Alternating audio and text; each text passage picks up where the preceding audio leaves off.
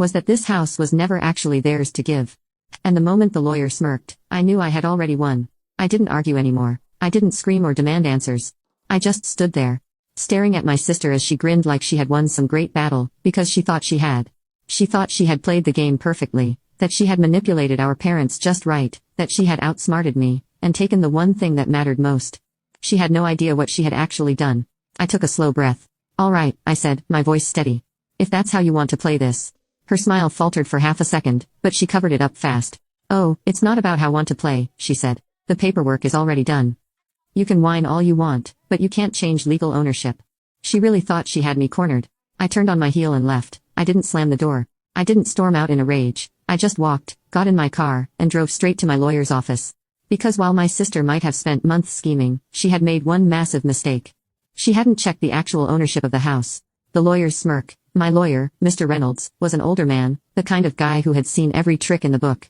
When I told him what had happened, he just leaned back in his chair and folded his hands over his stomach.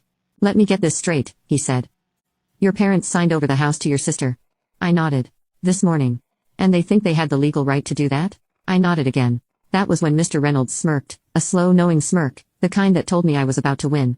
"Actually," he said, tapping his pen against the desk, "that house was never theirs to give." A chill ran down my spine. "What do you mean?" He opened his drawer, pulled out a thick folder, and dropped it onto the desk in front of me. "You want to know who actually owns that house?" I stared at him, my heart pounding. He flipped open the file and pointed to a document.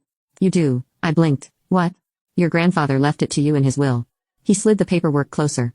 "Legally, that house has been yours since he passed away. Your parents never owned it.